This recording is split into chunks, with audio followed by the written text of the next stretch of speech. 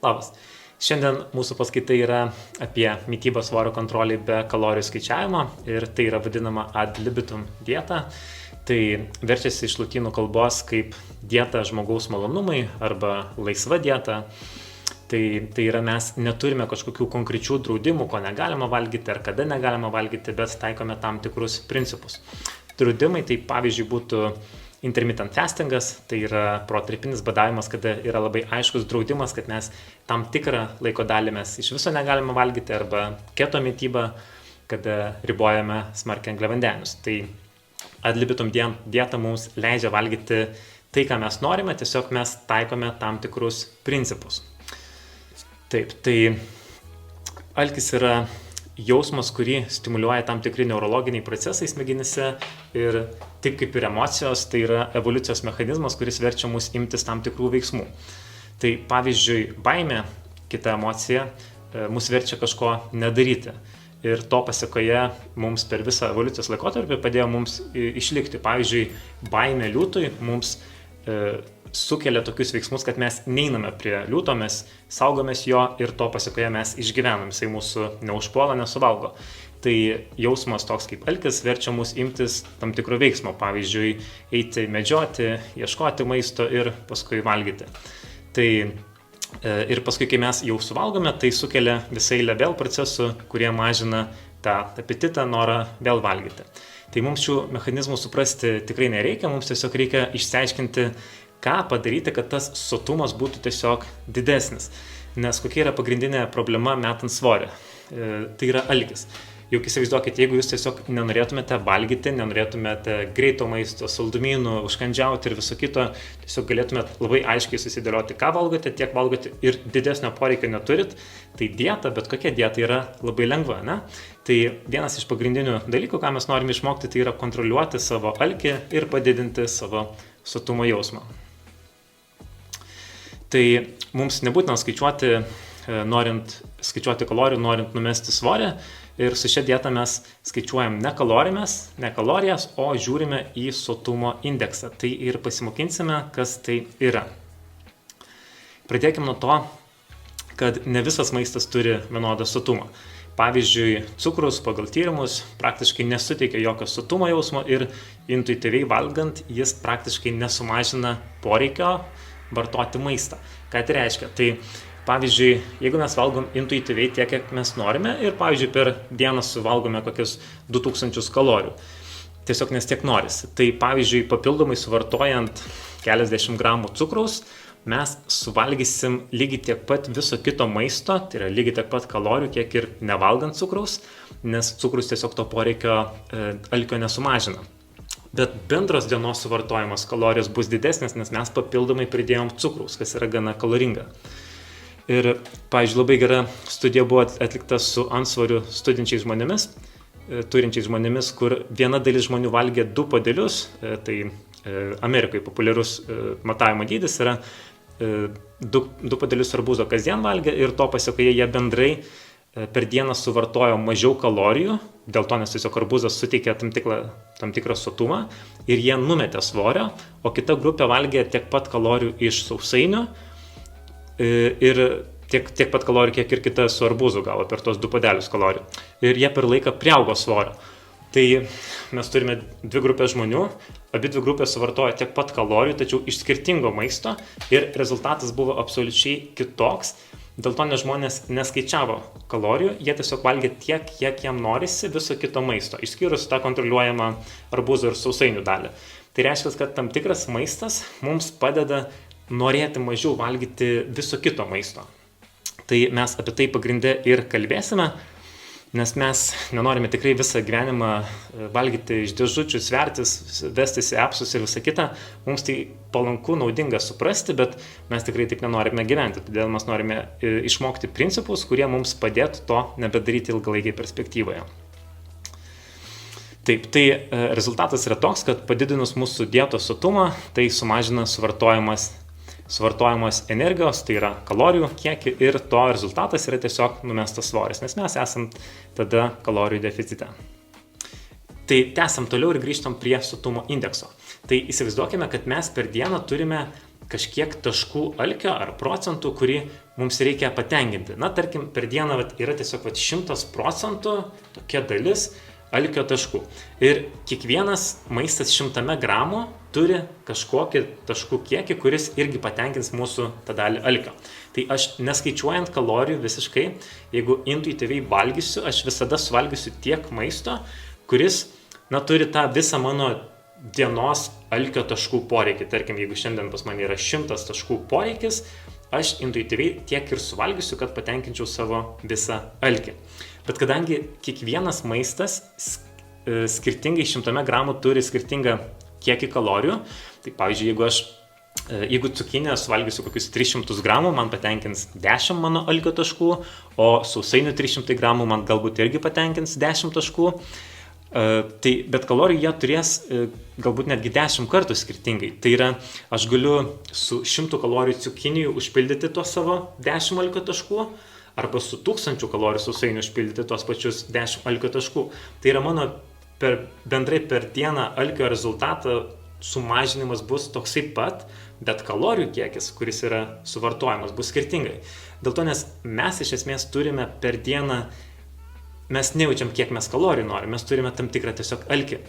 Tai mes žiūrime tai, kad mes norime užpildyti savo alkio poreikį, bet ne kalorijų poreikį. Mūsų tikslas yra suvartoti kuo daugiau maisto, kuris 100 gramų turi daugiau tų sotumo taškų ir mažiau kalorijų. Ir tai ir yra vadinamas tas sotumo indeksas ir kuo jisai yra aukštesnis, tuo mums geriau. Tai yra maistas, kuris turi mažai kalorijų ir daug sotumo, jisai turi aukštesnį sotumo indeksą. Ir mes tokio maisto ieškosim ir stengsimės jį naudoti. Taip pat reikia suprasti, kad maisto sveikumas ir šitas sotumo indeksas nebūtinai koreliuoja. Ir tyrimai rodo, kad žmonės dažnai ir net nesupranta ir neįvertina, kad sveikas maistas gali būti ir labai kaloringas. Pavyzdžiui, juodas šokoladas ir riešutai turi gana nemažai kalorijų, nors tai yra pakankamai sveikas maistas. Bet jeigu mūsų tikslas dabar yra numesti svorio, tai mes turime tiesiog riboti tą maistą, nesvarbu, kad jisai labai yra sveikas ir naudingas, bet galbūt mes galim pasirinkti alternatyvą, kuri irgi yra sveika, tačiau turi mažiau kalorijų. Tai va, ir čia yra pirmoji sotumo indekso lentelė, iš tikrųjų viskas nuo šitos lentelės ir prasidėjo. Jinai gana sena ir čia nedaug produktų yra, bet galime ir joje kažką naudingo pamatyti.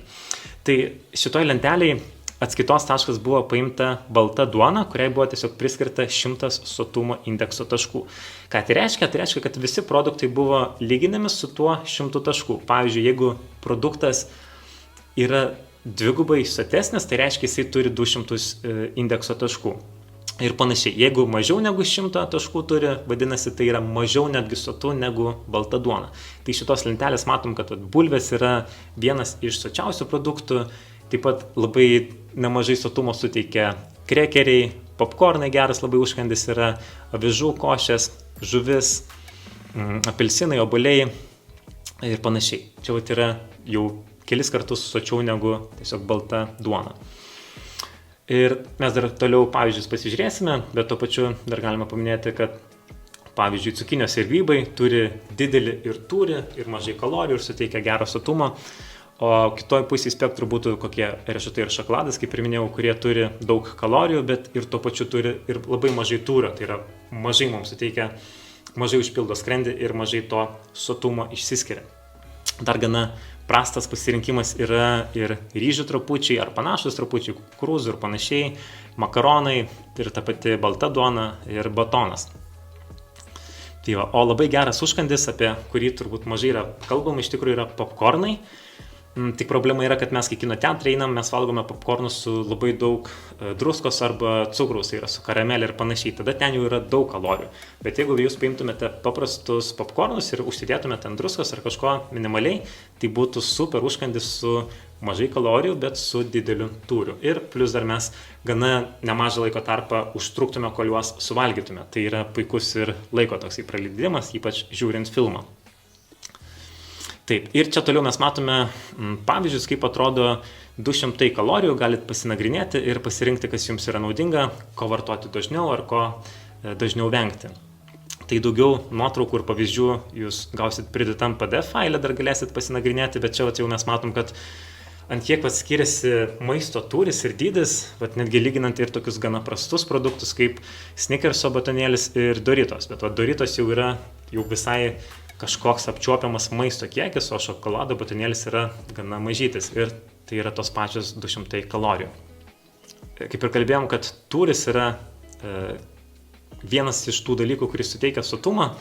Tai kai skrandis išsiplečia nuo to maisto tūrio, išsiskiria tam tikros medžiagos, kurios siunčia sotumo signalą, todėl didesnis maisto tūris yra geriau. Ir galbūt girdėjot netgi, kad yra skrandžio mažinimo operacijos, tai yra skrandis pasidaro mažesnis, todėl mums užtenka mažesnio maisto tūrio, mažesnio maisto kiekio, kad išsiskirtų tas signalas, kuris slopina alkį. Tai mes lygiai tą patį efektą galime gauti, jeigu mes tiesiog valgome maisto, kuris turi mažai kalorijų, bet yra gana didelis. Tas maisto tūris reiškia, kad tiesiog produktas yra didelis, bet mažai kalorijų. Taip, keliaujam toliau. Dar vienas yra naudingas dalykas – vanduo. Vandens būtinai gerkite visą dieną pastoviai. Ir dar to pačiu tyrimai rodo, kad vartojimas maisto, kuris turi daugiau vandens, tai iš esmės yra vaisiai ir daržovės, labai naudinga būtent mūsų šitai ad libitum dietai, nes padeda suvartoti tiesiog mažiau kalorijų. Ir taip pat ir vandens gėrimas taip pat labai svarbus. Tai jeigu jaučiatės alkani, pabandykite išgerti vandens, 20-30 minučių prieš maistą išgerkite stiklinę vandens, tai padės sureguliuoti tą jūsų alkį ir sotumą. Nebus turbūt kažko stebuklingo, bet jeigu mes esame tiesiog alkani dėl to, kad mums trūksta skysčio, tai mes jau bent jau nenorėsime papildomai privalgyti kalorijų iš maisto, o pasitenkinsime tiesiog vandens tūriu. Keliaujam toliau apie šiuo metu labai populiarią, perdėtai be abejo populiarią temą apie gliukozės kontrolę, apie glikemijos indeksą. Tai glikemijos indeksas beveik neturi įtakos alkiui, išskyrus diabetikams, kai jie nueina iki hipoglikemijos, tai yra kai... Labas, čia buvo ištrauka iš paskaitos, netgi 10 tokių paskaitų rasi edukacinėme svorio metimo iššūkyje moterims, kuris startuoja rugsėjo 29 dieną. Jeigu nori prisijungti, specialiai tau 30% nuolaidos kodas 30 ir šiame iššūkyje gausi 10 tokių paskaitų, kurios padės tau suprasti, kaip ir kodėl svoris krenta, kaip gyventi sveikiau, kaip miegoti geriau, kaip turėti daugiau energijos ir dar daugiau. Tai 10 paskaitų edukacinių, daugiau nei 80 treniruočių, 3 skirtingų lygių treniruotės sportui namuose. Treniruotės aš vedu Linai, savo draugiai, todėl treniruotės bus daug informatyvesnės ir daug smagiau bus jas atlikti. Ir papildomai mitybos gidas, kuriame bus receptai atskirai užkandžiams, pusryčiams, pietums ir vakarienai, tam, kad jūs galėtumėt arba savo dabartinius įpročius pakeisti, paįvairinti mitybą ir paskaitų pagalba jūs išmoksite, kokius pokyčius savo patiekale atlikti, kad jis jums suteiktų daugiau sotumo ir kad padėtų pasiekti tą savo norimą kūną. Prisijunk, nuolaidos kodas galioja iki rugsėjo 26 dienos.